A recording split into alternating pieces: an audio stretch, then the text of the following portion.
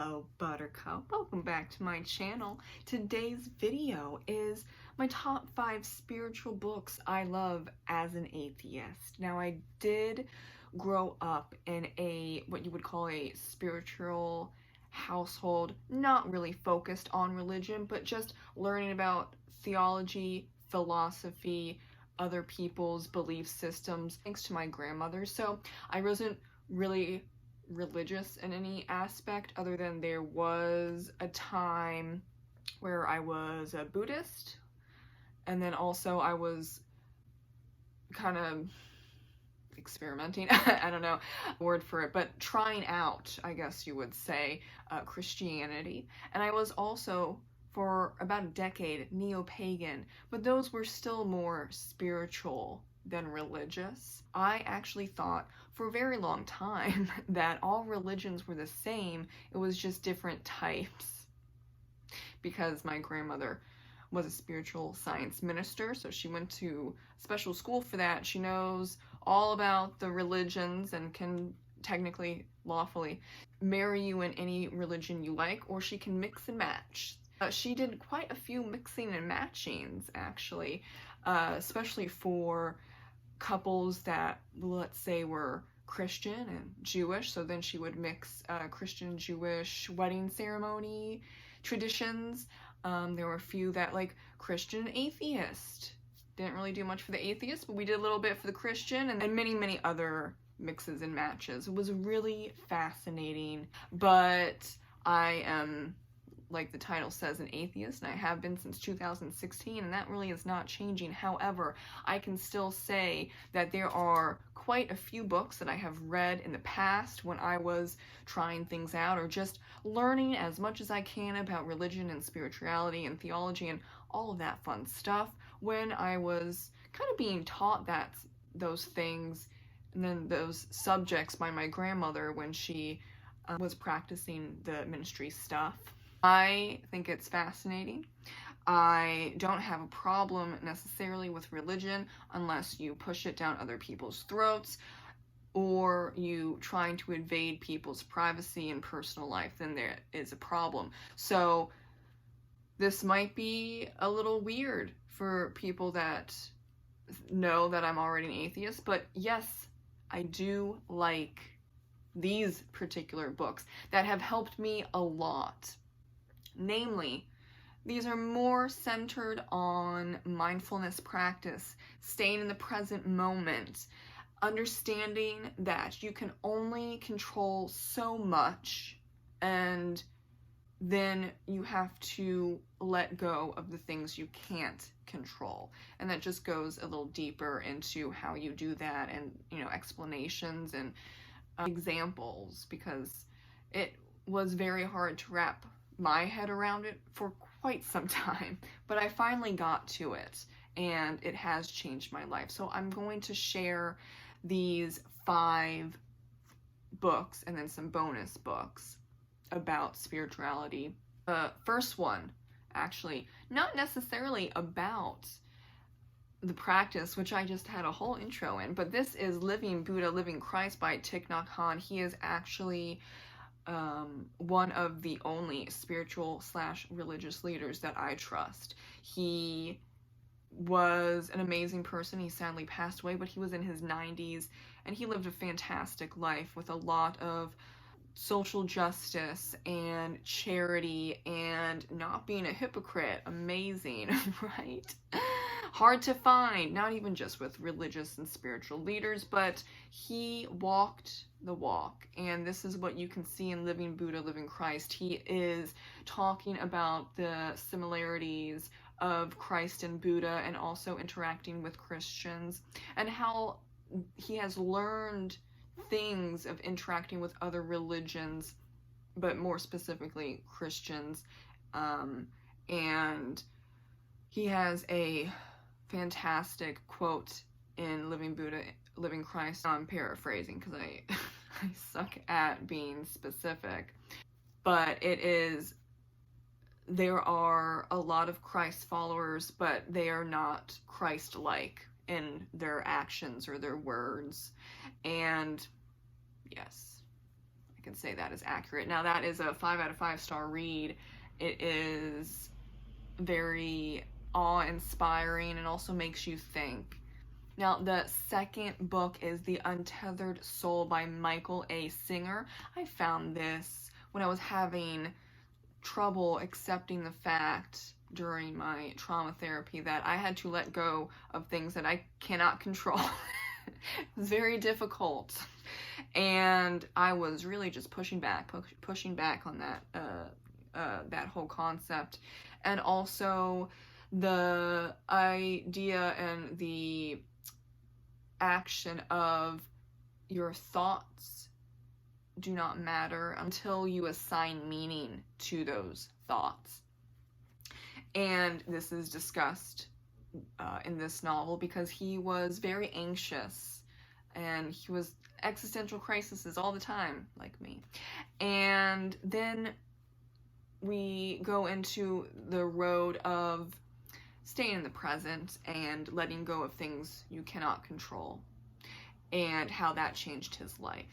Number 3, Man's Search for Meaning by Viktor A. Frankl. He has a fantastic quote, paraphrasing once again: people can take away everything that you have except hope.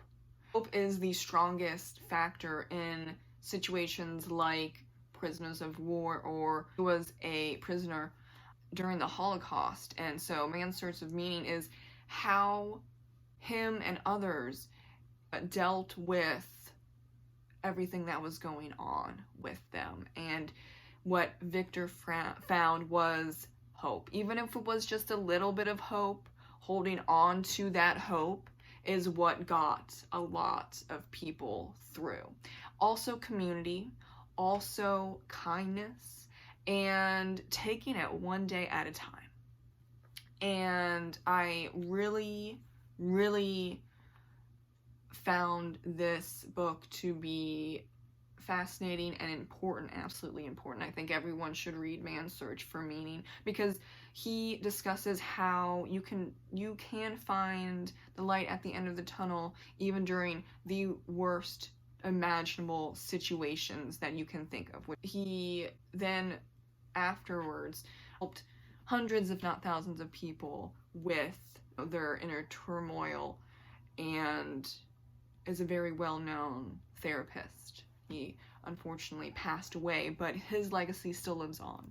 Number 4 is Peace in Every Step: The Path of Mindfulness in Everyday Life by Thich Nhat Hanh. Now, the caveat to this book is that you do need to know a little bit about mindfulness and a little bit about Buddhism, so you might want to start with the book The Miracle of Meditation by Thich Nhat Hanh. That is the basics, that's the intro, and then you can go from there. But if you already know a little bit about mindfulness practice and meditation, and also Buddhism, though you don't really need to, honestly. You don't need to know much of anything about Buddhism or Hinduism to know how to meditate or practice mindfulness, and I appreciate that. And one of the reasons why I really love Thich Nhat Hanh is because he has said that I want everyone, it does not matter who they are or what they believe, I want everyone to be able to meditate and practice mindfulness in their everyday life without feeling like they are being judged or preached at. And another reason why I really love Thich Nhat Hanh.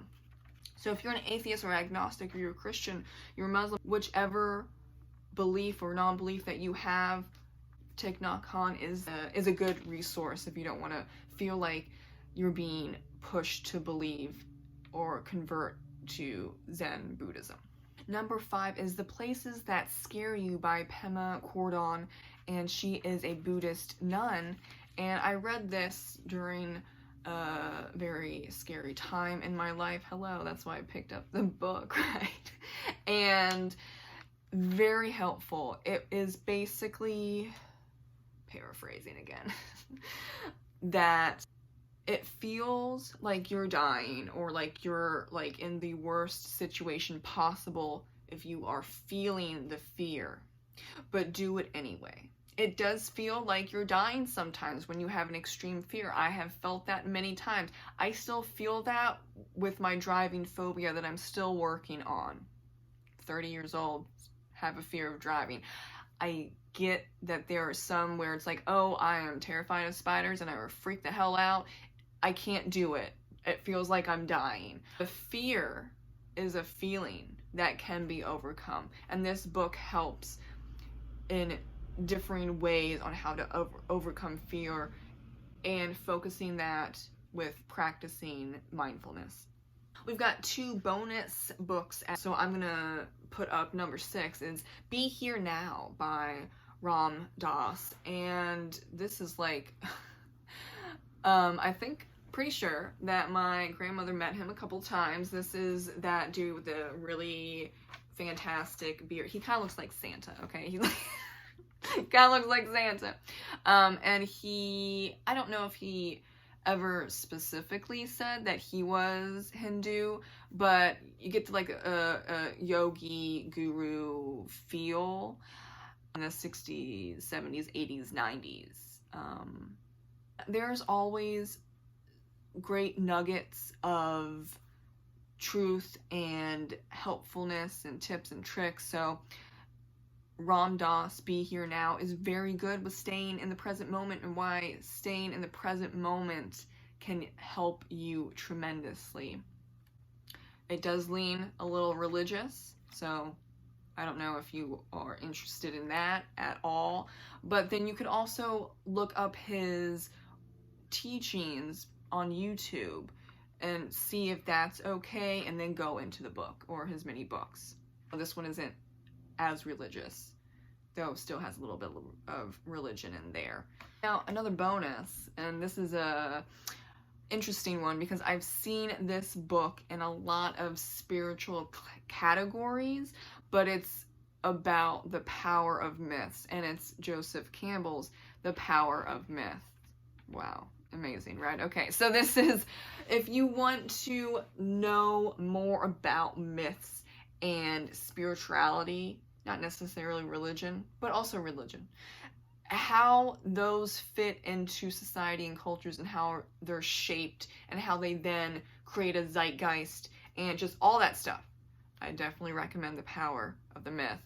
And Joseph Campbell also has a lot of other books about religion, spirituality, in the sense of like anthropology, not being religious or spiritual himself. He studies those things. He did study. He's unfortunately passed away.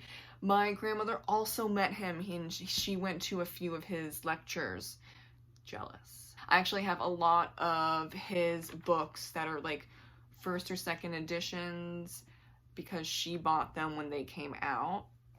So, you know, I'm holding on to those. I actually have an older copy of The Power of the Myth, and I'm holding on to that with my bare hands. You're not going to take that from me. Thank you very much. I do also love that you can find his lectures, some of them, not all of them, but you can find a lot of his lectures or interviews on YouTube as well. You don't necessarily have to buy The Power of the Myth because that is an actually written out interview. You can find that on YouTube, and I highly suggest that if you don't want to get the book, because it is a little pricey. But especially the special editions where they have pictures and it's like a bigger size copy, I have that one. Very pretty, but I don't know, it's a lot of money. You can try out Joseph Campbell on YouTube, and I suggest doing that if you don't want to go all out with your money, but I think it's worth it.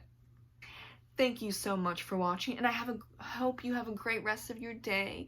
Take some time to stay in the present, give yourself some self-care, whatever that may be for you, and I'll see you in the next video. Bye!